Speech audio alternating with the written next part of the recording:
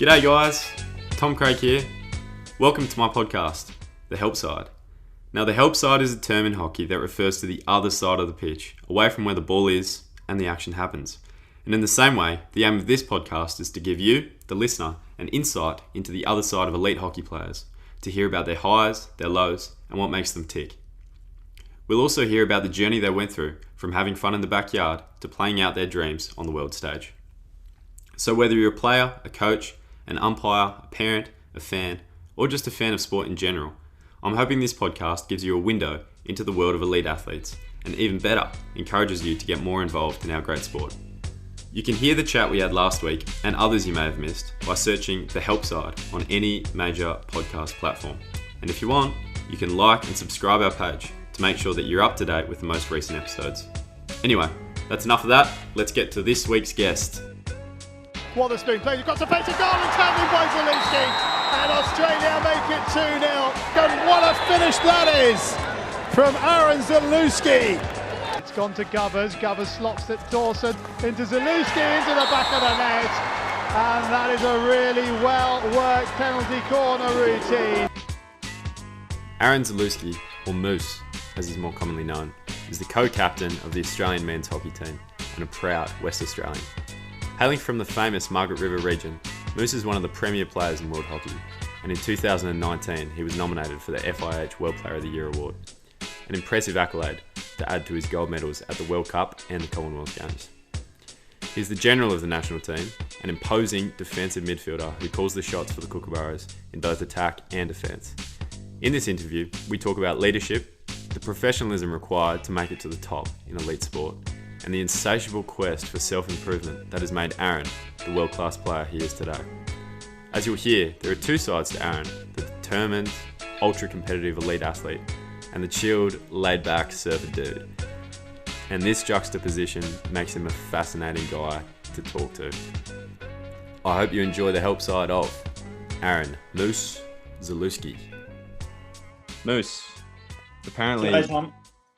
apparently you go by Aran occasionally. Only when my mum's telling me off. I'm pretty sure these days exclusively called Moose in the hockey circles, and that's why I like it. I'm pretty comfortable with the name now, so I have to say, absolutely. Wouldn't have it any other way. When I was telling my production team that I was going to interview you today, I didn't know how to. I just kept wanting to say I'm interviewing Moose. And I was so averse to saying Aran that I just ended up calling you Zalewski the entire time, because it just feels weird to call you Aran, to be honest. I have to say, if a Moose did play field hockey, we know a couple probably play ice hockey, but if a Moose did play field hockey, you'd be a pretty good representation of one. But where does the nickname come from, first off? It was an evolution of several nicknames. I remember touring South Africa in 2008. It was a Schoolboys Australia trip, and one of the coaches on there just started calling me Zeus, obviously from Zalewski, shortened to Zeus.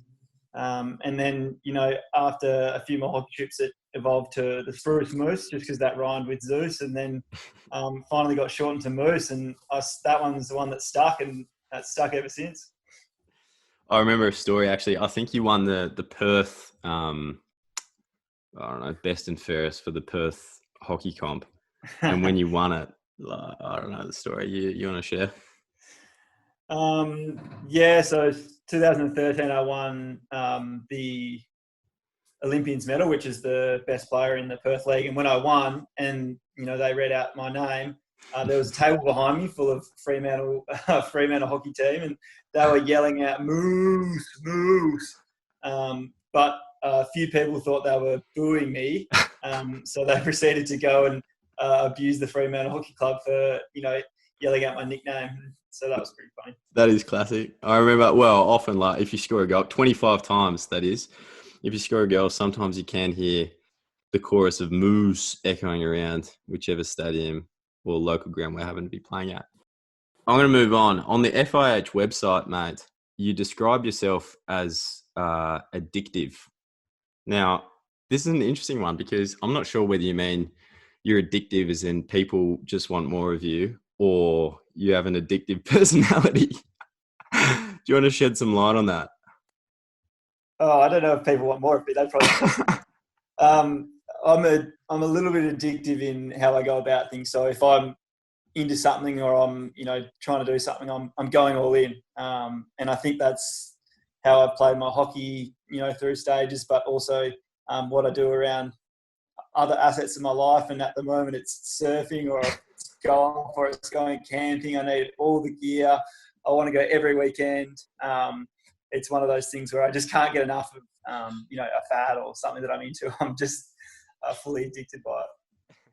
Yeah, you have been described as a fad guy by numerous teammates. Just off the top of my head, I was brainstorming a few fads that you've been into.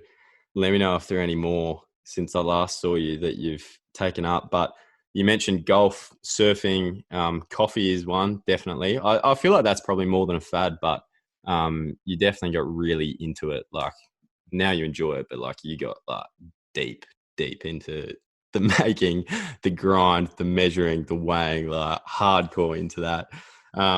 Your steak as well. I remember that was a brief phase. That was probably only like a week or so. You were just obsessed with making the perfect steak. Does that still linger on? I'm into that. I watch barbecue pitmasters on Foxtel, and they give me the lowdown. And I love getting that perfect reverse sear on my ribeye. So I'm still into the steaks and the grilling. So that's something that I love to do on the weekends, or if I've got enough time to set the barb up for a couple of hours. Is that a trade secret? Can you tell us how to make the perfect steak? Look, I'm into the reverse sear. So that's the method in which you cook it really slow and on a low heat, and then you sear it at the end instead of searing it at the start and then cooking it low and slow. So that's just something I've been into lately, and I think it gets the best texture of the meat and can cook it perfectly. Yeah, you like doing things a little differently. That's not too separate from your AeroPress technique, which I believe is the inverted method as a method of brewing coffee on tour. Is that right? Yeah, I think most people use the inverted method in our team, but it's not the suggested method, which is the normal way. So flip things upside down, and usually you get a better result, I reckon. Yeah, that's a good one. I got a few more here. You had a phase of being really into your maths. You even employed one of our teammates, Tim Brand, as a personal tutor. Any reason for that one? That is a complete lie. This is on the FIH website, man. I'm not making this up. No, I made that one up. Yeah, I definitely leave my uni to the last minute, and I try and employ the experts to help me get through any tough situations. So Tim Brand, who's he's a mathematician. He's an expert at math. So I pulled him in and try and help me with my assignment. And I did the same with Yowie, who's a finance guru. Put him in to try and help me with one of my finance assignments. So, I've got these experts around me. I thought, why not use their expertise and help me get through my uni degree? Absolutely. That's the beauty of team sport. Just going to cap it off here with yoga. You definitely were into yoga for a time. People might not know this, but you're one of the world's most flexible men. You've often actually attributed that to why you're not beating me in a 100-meter foot race, but we'll move on from there. And perhaps the most iconic fad, which was, there was a bit of fanfare around this one, your minimalism. That was a massive, massive stage for you where you just threw out all your clothes. Is that right? Yes, I went through a stage where I figured I was spending way too much money on clothing and fashion. I thought, you know what, I'm going to buy one piece of clothing for a whole year and see how it goes. I actually ended up buying one thing that year. It was from the second-hand store, ended up losing it. So that was a true sign that it wasn't meant to be, and it was my year of going minimalist. So that was an interesting phase. I actually really enjoyed it. And to say that I'm a minimalist now wouldn't be right, but to say that some of them aspects that I learned through that phase have carried on through life is definitely true now. I see myself being much more resourceful with what I have and not needing to buy new things all the time. And that was an interesting part of my life. Yeah, that was a good one. That provided a lot of joy around the change room. I remember at the time, and then when you announced that you were no longer a minimalist, you became a Maximus, according to teammate Jacob Wetton. But as you say, that's perhaps not the most fair analogy. One fad that you've stuck with, though, is hockey. So we're going to talk about that a fair bit. We're going to launch with talking about the Olympic postponement. For those of you who didn't listen to the first couple of episodes, on the 23rd of March, we had a meeting before training where we were informed that the Olympics was going to be postponed until next year, 2021, that is. And you had a few things to say in that meeting, Moose, but I'm just interested in your thoughts and, how do you feel about that now? Obviously, at the time, it was pretty challenging. Probably the most difficult part was 2 to 3 weeks before we found out the news that the Olympics was going to be cancelled. We were kind of training with a little bit of a cloud over our heads in not knowing what was happening. A lot of our counterparts in Europe were in kind of complete lockdown situations. The IOC was still saying the Olympics were going ahead. So we had that carrot there in terms of what the landscape looked like, but there was so much uncertainty around the situation, and the coronavirus pandemic was seemingly like spiraling into a situation that was going to be uncontrollable and inevitable that the Olympics wasn't going to go on. So we kind of were waiting what's happening. And then it got to the stage where a lot of businesses and things were starting to shut down in Perth. Casual and social sports were getting shut down. Community sports were getting shut down. And we kind of went into training. And I remember going to training on Monday. I had a feeling the whole weekend I was feeling kind of anxious. And I'm not really an anxious person at all.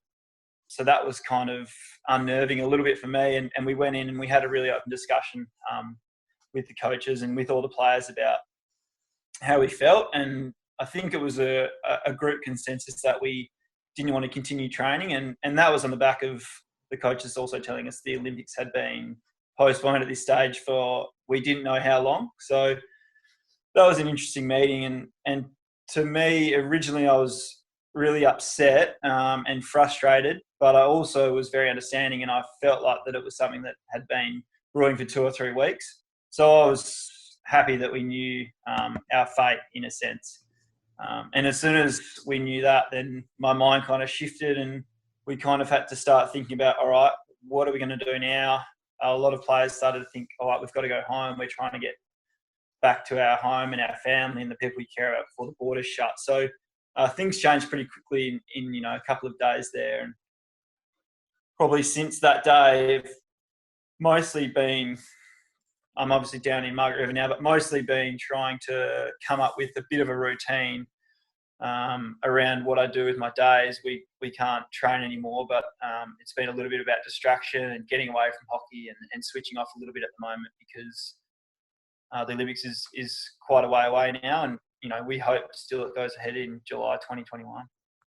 Yeah, and obviously your role as co-captain within the group, does that change the way you approach COVID, or what is your role during this time where the group's so detached from each other?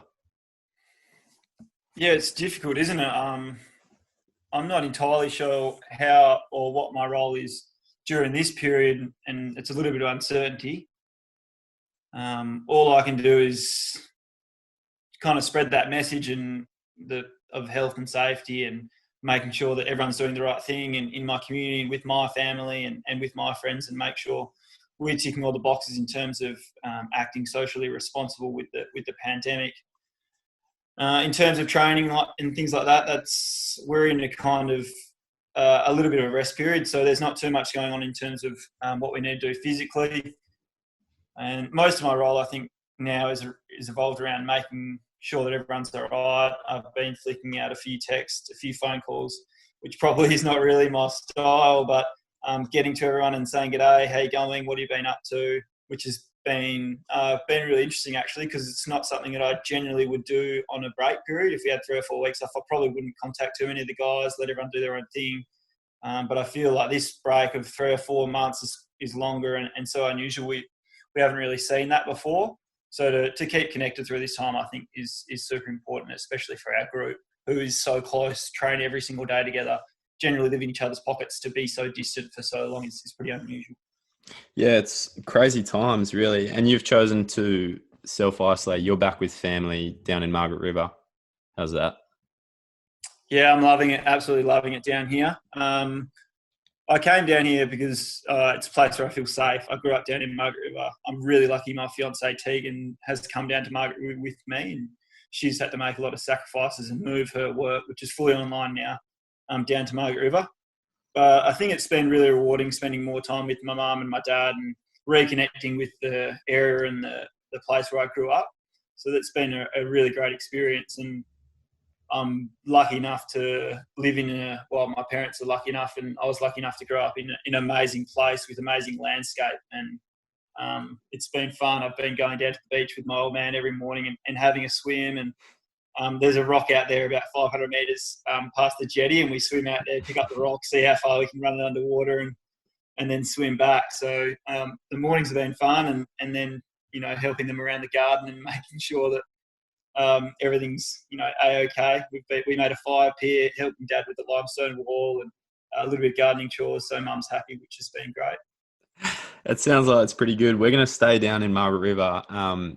Back to the start of your career, I guess. You're a kid playing hockey in Margaret River. Was it a family affair like most people get into hockey, or how'd you get into it? And why'd you stick with it? Why do you play? I got into it, certainly was a family affair. Dad played hockey. It was his main passion. And the biggest thing about the hockey club down in Margaret River certainly was about the community. It was a place where we went to socialise. It was a place where we went to hang out with friends and talk about things that we probably wouldn't talk about at home. Or it was a great environment for everyone that was a part of the club at that time. It was bustling, if that was the right word.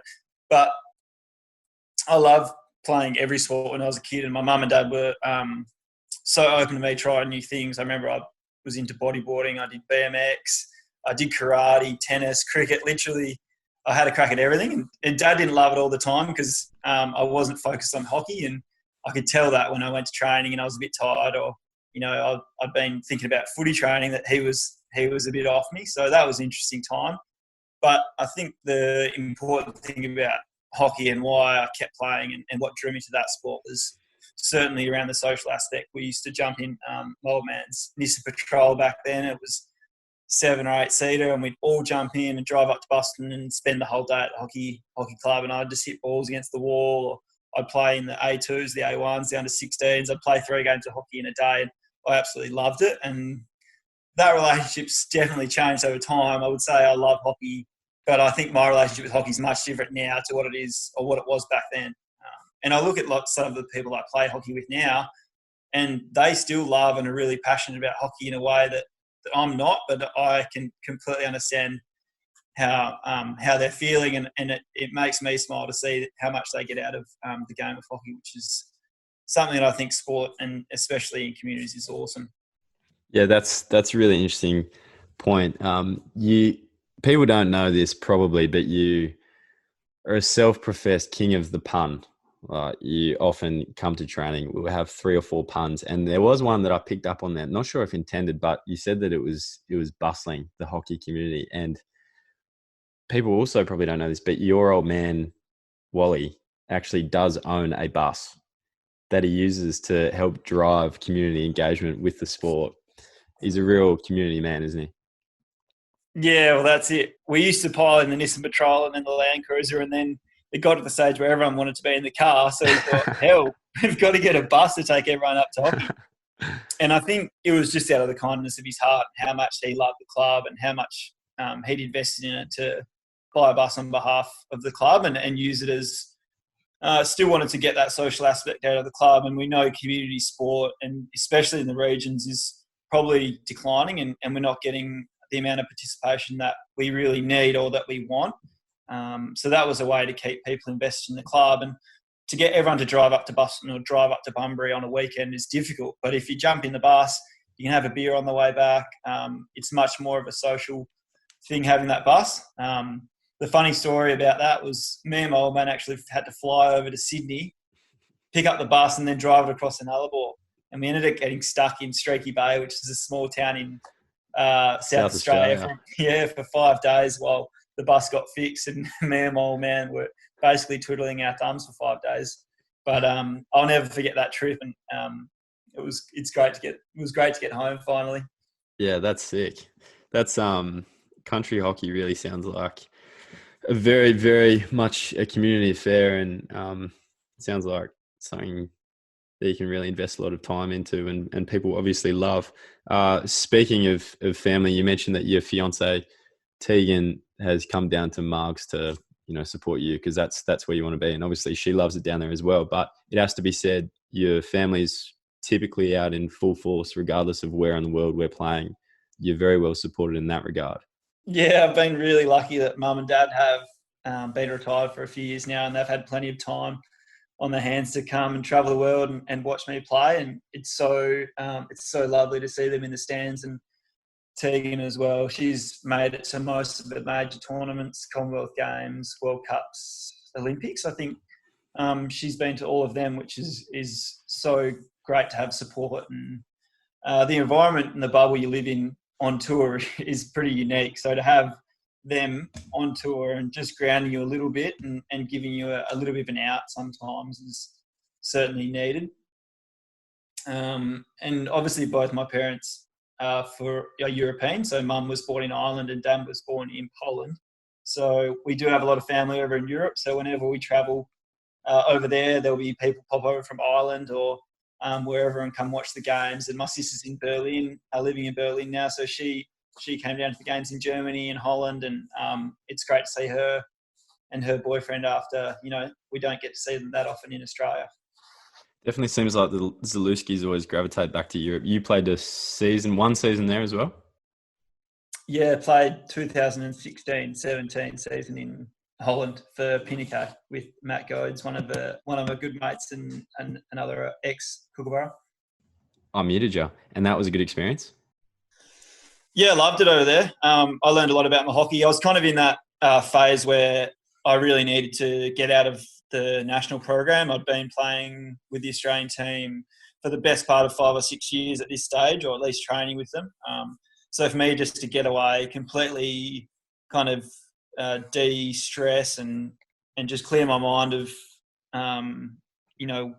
where I was at that stage, and kind of reevaluate what I wanted in my career as a hockey person, as a hockey player, and just enjoy a little bit of my life and the life experiences with my partner was over there with me as well, and I was living with another couple, Matt and Jill. So that was a great time, and it really remotivated me to come back into the national program after that, and continue to play for at least another Olympic cycle. Yeah, that sounds like it was a pretty interesting time for you. We're going to get to that in a second, but I guess you're kind of unique not unique, but we don't have too many Western Australians in the squad. Often it's a story about moving from your home and the East Coast, whereas for you, it was a little different. You boarded at the Aquinas School in Perth. So you were pretty well naturalised to the Perth environment before you made the squad. Do you want to just talk about your schooling and going to boarding school and how that transition went for you to get into the squad in 2011? Yeah, so I did all my primary school and my first year of high school in Margaret River. And I remember thinking at the time that I probably needed to get to Perth and put myself out of my comfort zone a little bit and expose myself to different things. And that's when I decided, Mum and Dad were lucky enough to be able to send me to boarding school, and I went to Aquinas, which was a great experience. And I probably think that was one of the most defining things I did in my life, and I loved every minute of it. You're basically hanging out with all your mates 24/7, and you don't have any parents around. So I don't know why you wouldn't do that. But yeah, so I was already in that Perth environment since I was about 13, and I'd been lucky enough to go down to some AIS games and some trainings. And certainly when you live in Perth, you get that opportunity. And I was really lucky enough that when Rick was in charge, that he gave me a few opportunities to do that. And then the transition to the Australian team was a little bit unique. I played in 2011 and then played my first game, just played one game at the end of 2011. And then 2012 was the Olympic year. So I didn't actually get selected in the Olympic squad. I was selected in the Olympic development squad. But we had an awesome training group. We trained just as hard as the Olympic squad did in terms of the hours and the commitment that we had. But it was a different group where we trained individually, we trained by ourselves, and then on the Saturday mornings we would play games against the Olympic squad. So I had a really enjoyable year that year, and that probably set me on the path towards the Kookaburras as I eventually got selected post London 2012 into the Kookaburras national squad in 2013. But I think the best thing about being from WA or living in Perth and being part of the national program was I still had all my friends from school, all my friends that I'd made through hockey and through life in Perth, and they certainly kept me really grounded through the whole experience. And there's some guys I use now a lot just to catch up, see how they're going, have a coffee with them or have a beer with them, and I can completely get away from hockey and hockey, the Kookaburras bubble, which I'm really lucky to have that. Yeah, for sure. With that in mind, though, when you were coming into the Kookaburras, you were 20 years old, I think, when you debuted. Obviously, for a lot of people who don't have elite sport as an outlet, around 19, 20, 21, there's a fair bit of, I guess, a party scene, and people are in uni and they're having a lot of fun. Could that be difficult to challenge, having all your mates around who potentially were in that lifestyle versus balancing your time as also an elite athlete? Yeah, I remember when I started, I was working a job, so I was pretty much working 25 to 30 hours a week and still training. So I wasn't necessarily caught up partying really hard because I was already doing so much that I was really tired. But I guess when I wasn't training or wasn't playing hockey, I certainly did hang out with my mates and probably did some things that weren't elite athlete status, I would say. And I don't know if you were thinking about asking this later, but I got down the track where basically things were going really well. I was training. I was part of the Kookaburras. Things were awesome. I cracked it into the team. I was playing. I played for the first 6 months of 2013. But I still hadn't quite committed to the elite lifestyle. I was still hanging out with my schoolmates on the weekend and partying and drinking because, like I said, I was 20, 21, and I still just wanted to have a good time, and I was still trying to find my feet and figure out who I was as a person. And then we were on a tour 2013, so I played the first half of the year, and we were in Europe on a trip, and I remember there was 20 people and there was only 18 to play in the tournament. So 2 of us weren't going to get selected. I hadn't really thought about it up to this stage. And just before the tournament started, Rick invited me into his office and he told me, Aaron, look, you're not going to be needed for the tournament. We're going to send you back to Australia.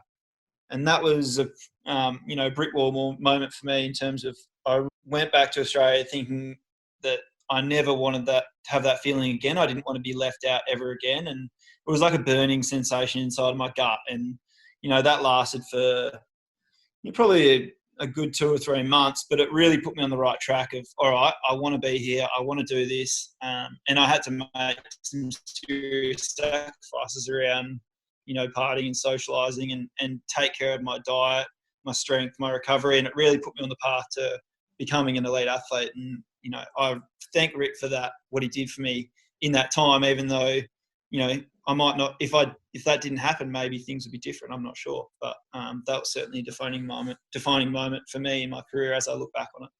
Yeah, that's really interesting. I mean, with hockey, sometimes, obviously yourself, you've dominated age group hockey all the way through, and we're probably always going to play for Australia. But when it actually happens, it can happen pretty quick, and it's a pretty difficult transition to go from 18-year-old enjoying hanging out with your mates and partying and stuff, and then all of a sudden you're in an environment. I imagine those first couple of years it might not really seem real. So that's an interesting and a good reflection there. So 2013, probably the second half, you started playing some really good hockey, and you were rewarded with your first World Cup, 2014, where you went on to win a gold medal. Do you want to talk about that experience?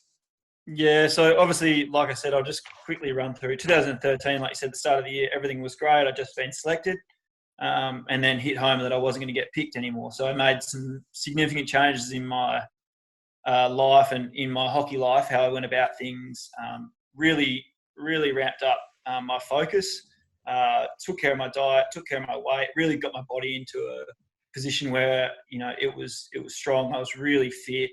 I started to play really well. And then at the start of 2014, just before the first trip went to Azlan Shah to Malaysia, I got injured. And then I did my LCL, so it was probably 4 or 5 week injury. And it was probably just before the World Cup selection. I'll be back maybe for 2 or 3 weeks before the World Cup team got selected.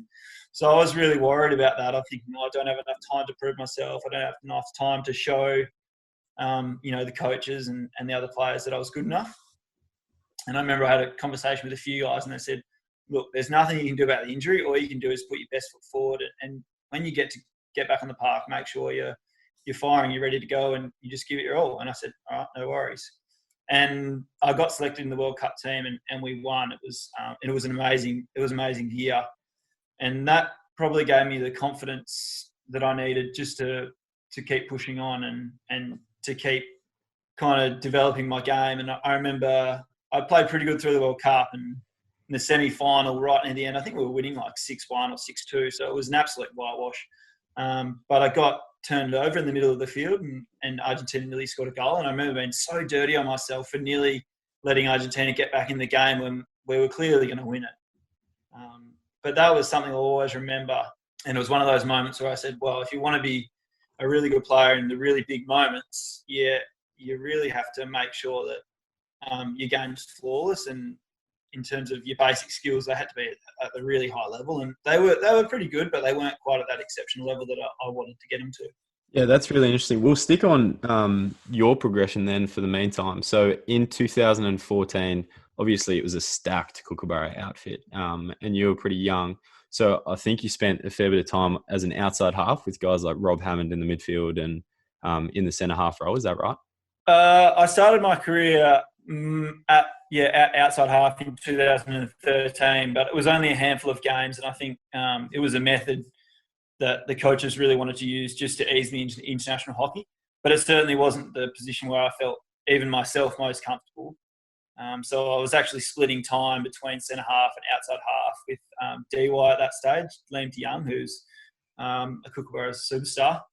And I think basically by about halfway through the year, I basically decided and the coaches decided that I wasn't going to play outside half. It didn't really suit my style of game, and that my development had to be in midfield role. So I basically was playing midfield role from about halfway through 2013 and onwards.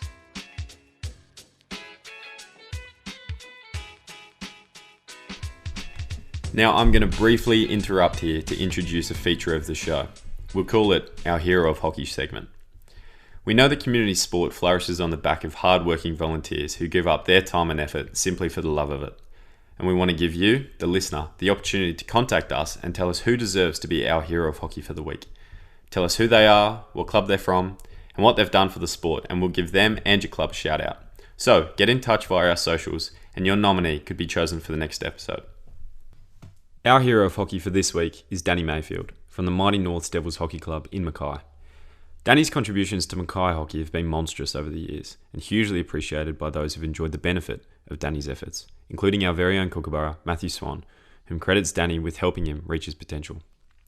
When Danny's not playing A-grade and second-grade hockey with his son Caleb, you can find him coaching just about any team he can fit into his schedule. Danny currently coaches the Mercy under-15 boys, Mackay under-15 boys, Mackay under-11 girls, Mackay under-13 girls, Mackay senior men's team, and the North's men's A3 and A2 teams. In his spare time, Danny takes a break from all the club commitments and enjoys working as a member of the Mackay School Hockey Committee. Wow, what a guy. Danny, thanks for your contributions to our great sport. You're an absolute weapon. Now we're going to head back to Moose, who's about to give us his take on high performance consistency, as well as walk us through what it's like to co-captain the team alongside Eddie Ockenden. If you look at where you are now to I guess where you were in 2013, that initial disappointment, it hasn't really been a smooth journey. There's been a lot of ups and downs and a lot of periods of self-reflection, I guess, that have got you to being such a dominant midfielder today. Obviously, that was rewarded with the World Player of the Year nomination that I don't think anyone can say wasn't deserved this year. You were just so dominant in that midfield, which was awesome for us. But there have been a lot of ups and downs for your journey, and I guess you've improved so much to the level where now you are so dominant in the midfield. But yeah, as I said, the journey hasn't necessarily been linear.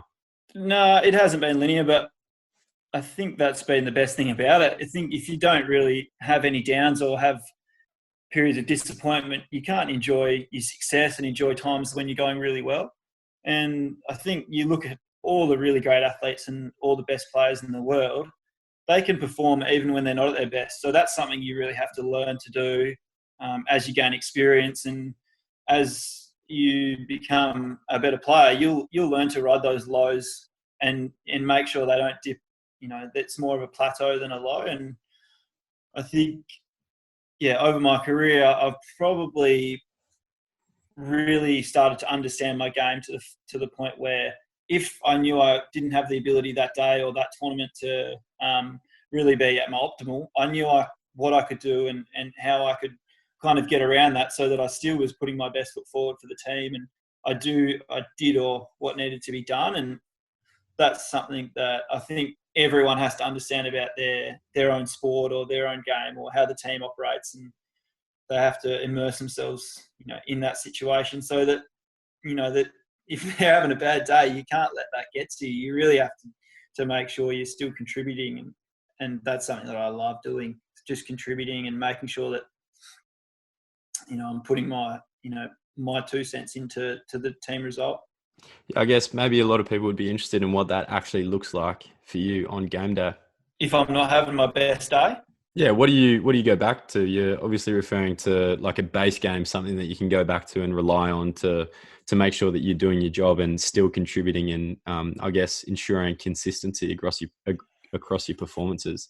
But what does that look like for you? Or are there any prompts that you go back to make sure that you can do that?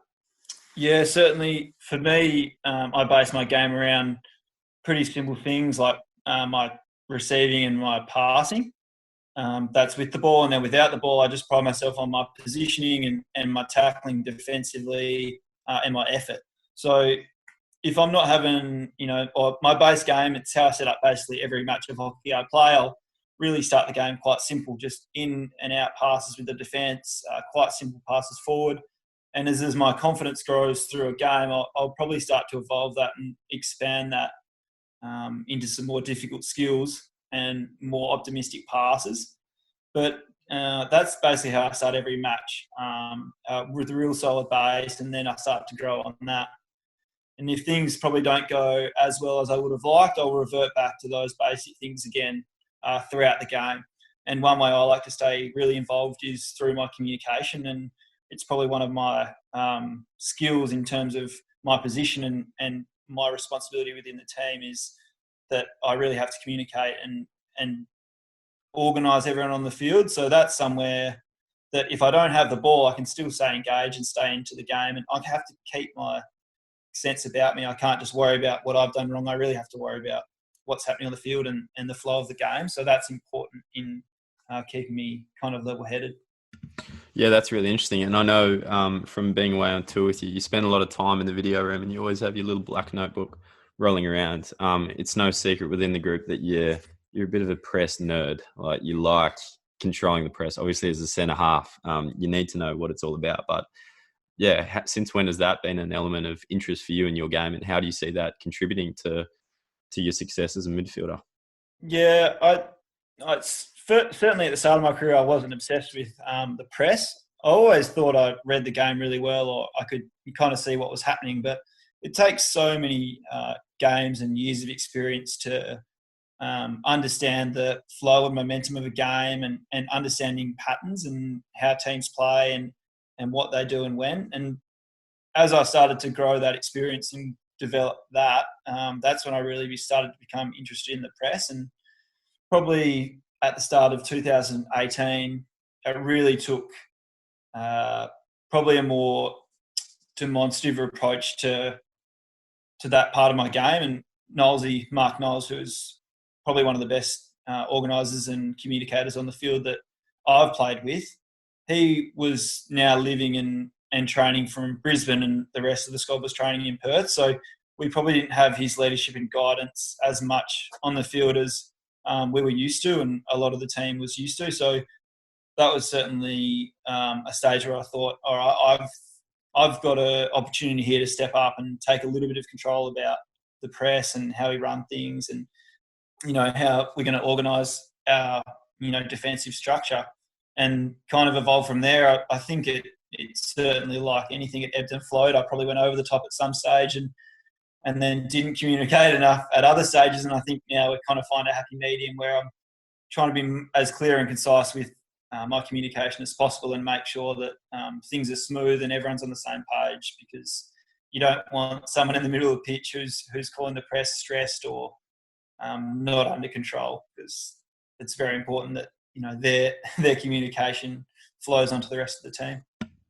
Yeah, that's really interesting. We certainly appreciate having such a loud and clear voice and someone who knows the game so well behind us, especially as strikers. It makes the world of difference. Your role is also not just, I guess, press organiser, but you're a co-captain as well.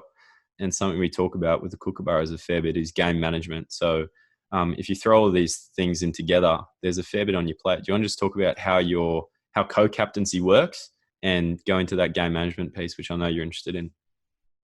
So I've been really lucky to co-captain with Ed since Mark Knowles retired midway through 2018. And I'm sure Ed would say the same, but we're quite different in how we go about things and our certain styles. So to have someone that I'm really great mates with, Ed's probably one of my best mates in the team, but to have him by my side and using our different strengths and to complement each other, I think has been really rewarding.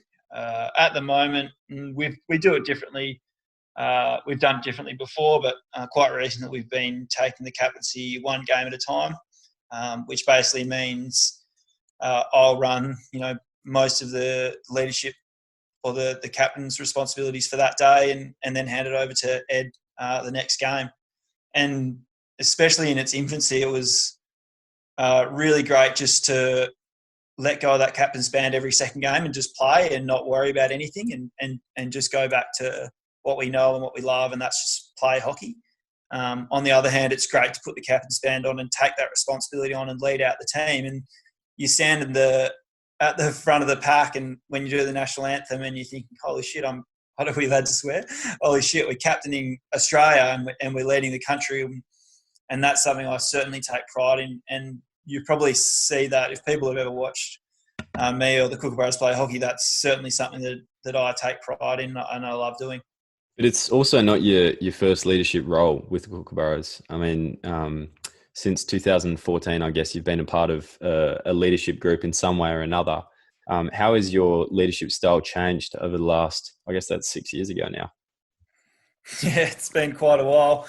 It's changed heaps. I think at the start, well, maybe why I was identified as someone that had leadership qualities was a little bit about my personality. When I'm focused, I've probably got a split personality in terms of how I act. So I've got the focused, very determined, very single-minded Aran, and that's hockey Aran. And then on the other side, I've got the very easygoing, kind of relaxed, a little bit laissez-faire kind of, and that's my Margaret River surfy Aran. That's Moose. And I think that's Moose. Yeah. So I think at the start of my career, I was very much living that focused, determined hockey Aran, and I think I had a strong opinion about how I thought the game should be and how we should play, and I was pretty happy to share that, and that's probably why I was sitting in a leadership role. I'm not exactly sure if that's why, but I felt like I was happy to share my opinion about how things should be, and I was strong about that at a young age, even to guys that were well above my experience level and well above my age.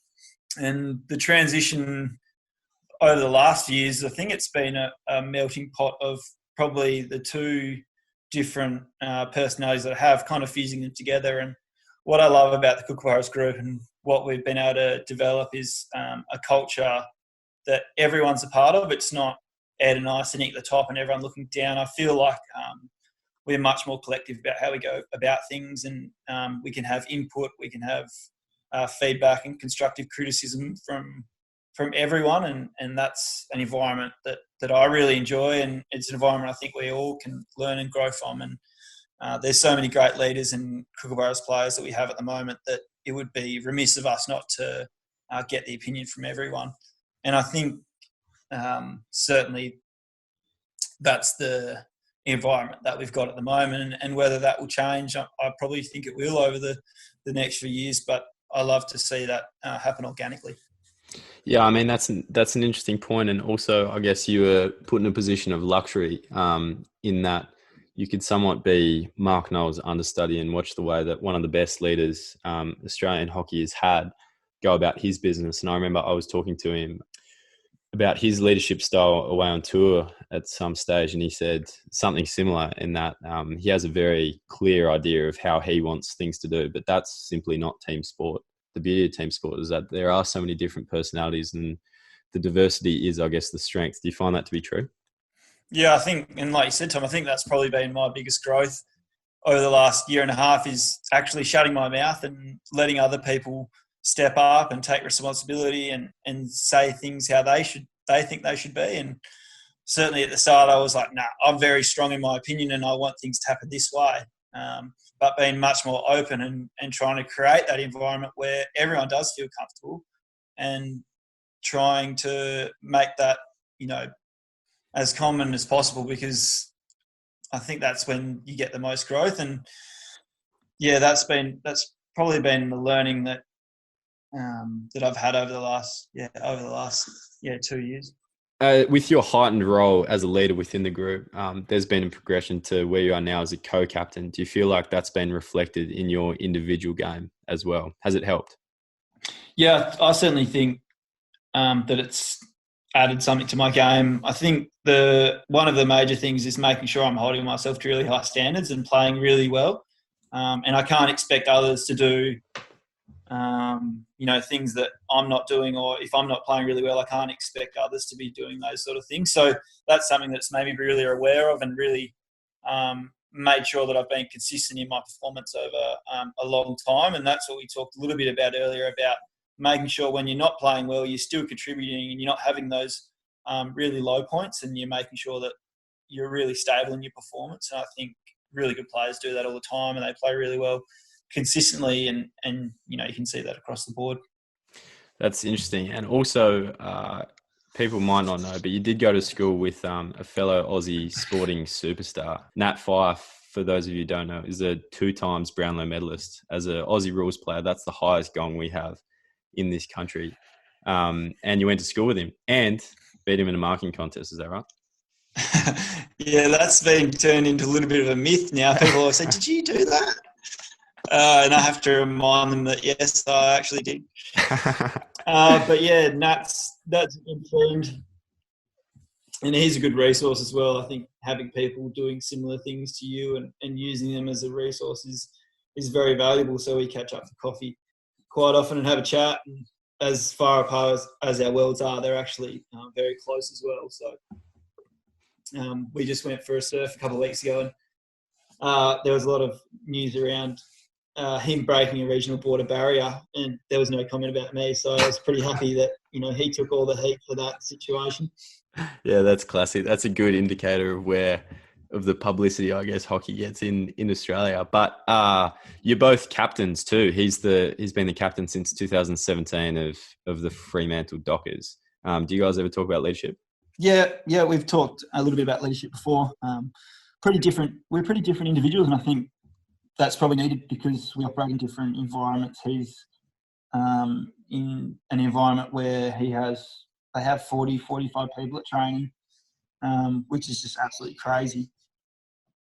But they have to deal with a lot of different things that we probably don't have to deal with. They've got, big money contracts. They've got a very professional environment. They've got all the resources they need, whereas we see ourselves as a little bit more blue collar, a little bit more hardworking. And that's just how we've had to apply our leadership skills in different environments. And, I love hearing him talk about leadership and his philosophy on it, as much as I like to kind of take as much away from other people, books and podcasts and people in, lots of different spaces of life and spaces of work. Well, you've been giving us some pretty good nuggets of wisdom. So if you're into podcasts, you can always listen to yourself back here if you need any motivation. But we're going to move on. Obviously, it's good to have a resource like Nat around you, and I can hear that you get a lot of value out of it. We're going to talk Olympics now. you're involved with, obviously we've spoken about the 2014 World Cup, but it was quite a different result in Rio, and obviously the result there hurt everyone a fair bit. But it's quite the swing between being so dominant at one major tournament to, I guess, bowing out in the quarterfinal of another. What happened, and what learnings have you got personally moving forward to Tokyo? Yeah, so we had obviously won the World Cup. We won the World Cup in 2014, a really successful tournament, and then leading up to the Olympics, we'd had a fair bit of success. We won the Commonwealth Games in 2014. In 2015, we won the Hockey World League, which was a world tournament, and then in 2016 we won the Champions Trophy just before the Olympics. So we had a fair bit of success leading into the Olympics, but it didn't kind of translate maybe into how we were playing or how we were going as a team, and that probably overshadowed some of the vulnerabilities that we had. And I remember going into the tournament thinking, or just wondering how good we were, and how we were going to go against all the other teams, because we probably didn't play an international game for 6 weeks leading into the Olympics, and that's pretty similar for most major tournaments, because you're training, you're doing your final preparations, and you're getting ready to travel and leave home for a month. So you're really unsure when you head in how you're going to go, and I guess that's what drives your preparation and drives your performance. During Rio, things didn't seem to go as well as we would have liked. We still put ourselves in a position we made the quarterfinal against Holland, who we'd beaten the World Cup 2 years before convincingly, but they kind of returned serve to us in that match, and we really didn't have a shot at all, or we didn't really take a shot at them at all, and it was a one-way match, and that ended our Rio campaign. And then I kind of look back on that and how that affected the team, or how that changed the team moving forward. And I know we did have a lot of guys exodus after the Rio campaign, and whether that was through their own decision or through the decision of the coaches and the new selection squad as we moved into the next Olympic cycle. But I certainly think during that time, we probably didn't have, strong enough, or really strong enough and clear enough leadership from the top. And I think we probably became too self-driven, and we were doing, pretty much doing and playing exactly what we wanted as a team, but we didn't really have as much direction as we would have wanted. So if that makes any sense, we probably, didn't put all our eggs into the right baskets. Moose, so originally you actually weren't a part of the 16 to Tour Rio, but due to injuries, you got on the plane and you ended up having a strong tournament over there. How difficult was it to deal with that initial disappointment and then turn it into performances on the pitch? Yes, it was such a difficult time. I remember the kind of that 4 years leading in, I'd really committed to the Kookaburras, and I'd basically been a part of every team, every tournament in the lead up, and to miss out on selection was gut-wrenching. And I remember just feeling, I was just really flat about everything, and it was a really difficult time. And it was quite uncomfortable as well, because I remember Mark Knowles was kind of nursing a broken foot, so the coaches actually asked me to play and do all the scratch matches with the Olympic team, but I wasn't a part of the team. So I really felt like I was in a limbo situation. So I was kind of on the in, but mostly on the outer. And then, I just, going to training was probably the easiest thing at that time. I'm not really a person that likes to kind of feel sorry for myself or whinge and complain about what had happened. So I love just going to training and just kind of just letting it all free, and just playing and competing against all the guys. And I could just forget about the selection for a little bit when I was at training. And then, I got put into the team, which was obviously Tristan White got injured. He hurt his knee in a practice game not that long out before the Olympics, and I was lucky enough to get put in. And that was a difficult situation as well, because you see one of your mates not make it and you get put in, so it's such a difficult situation to kind of manage. But at the All, I was really happy. I'd get to live my dream. I was going to the Olympics, so I kind of just had to put everything behind me and just focus on the job at hand. And yeah, I feel like I played really well at that Olympics, and I was kind of in the mental headspace of I didn't really care about what anyone thought of my game, or I was kind of saying fuck you to the coaches and fuck you to everyone. I'm just going to play and not worry about anything else. And I actually played really well. So it was quite an interesting time. And like we discussed before, I went over to Holland after that season, and that allowed me to, totally decompress and get rid of any of that, those uncomfortable feelings that I had, before Rio and through that campaign. But certainly, it was an interesting time in my career, and another pretty important moment that I feel that made me a much better player in the end. Yeah, that's it must have been tough. I mean, it is a strange environment where you're training with your best mates, in that space in between Olympic selection and the team actually going. There's, a group who have just had their dreams shattered for at least 4 years, and another team who have just, realized their dreams. So it is a very, very interesting environment. And I guess you're on both sides of it in that 3 weeks, and handled it well. There's a lot to talk about, mate, to be honest. There's so much. You've done heaps. I want to talk about HIL, Hockey India League, and I know you're a big fan of India and never get sick when you go over there. But you've had a few goes at HIL, a few kind of 6-week blocks going over there, and I'm really interested to talk to you about your experience, and I guess also the opportunity to play with different players.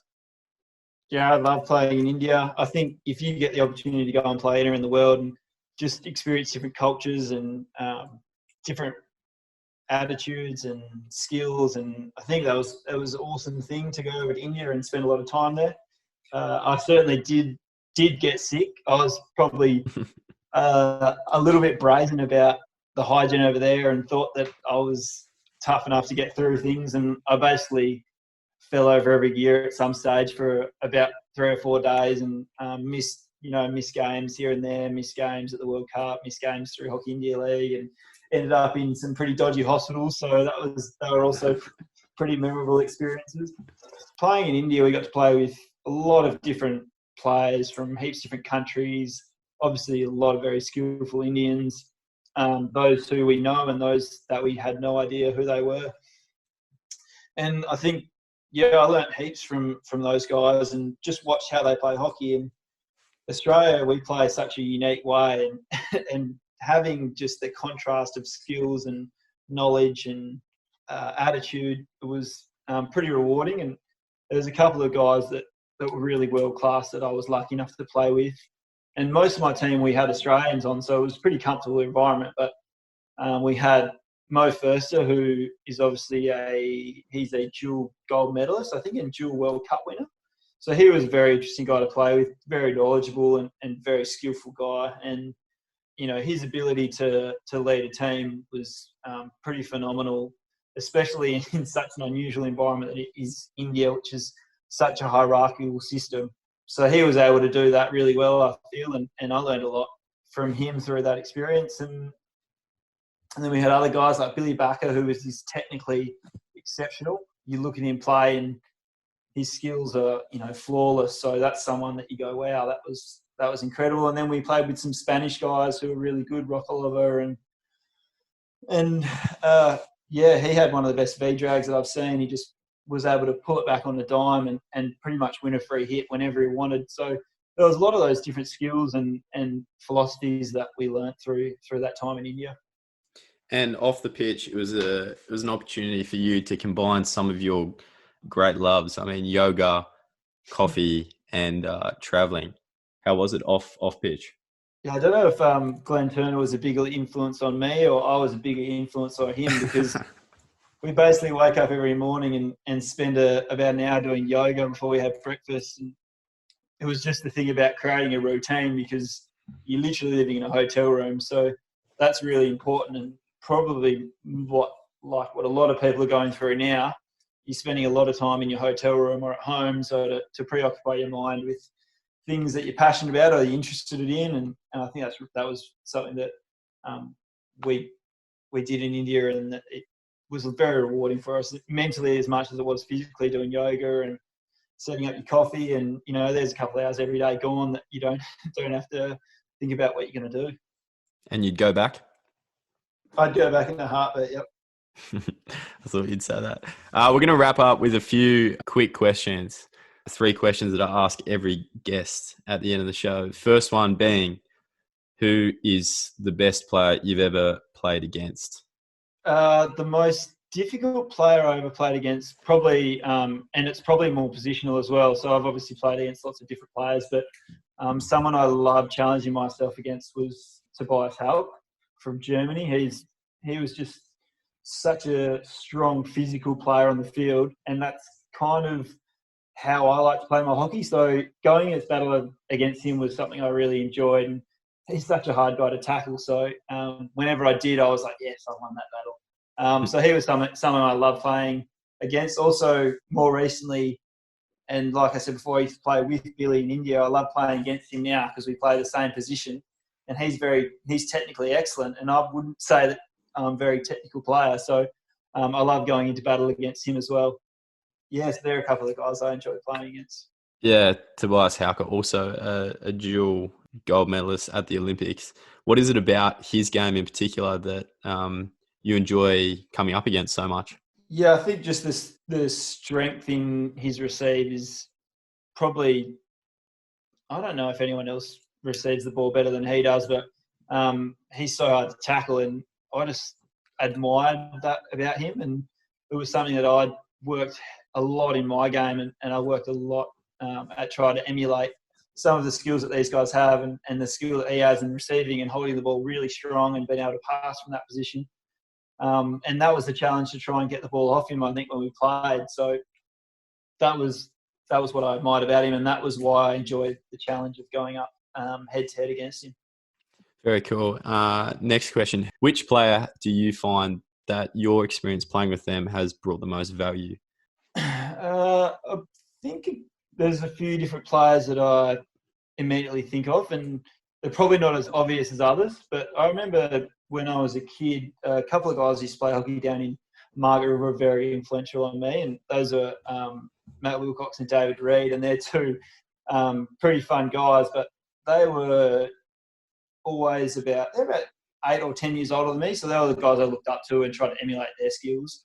And then once I got into the national program, the guys that I really looked up to was certainly Mark Knowles, and he was a big inspiration and motivation for me, and not necessarily his skills, but just the way he went about his hockey and his attitude and purpose that he brought to the field, training games, and then how he carried himself through a match was something that I kind of learned a lot from. And we're very different people and different leaders, but I definitely learned a lot from his skills.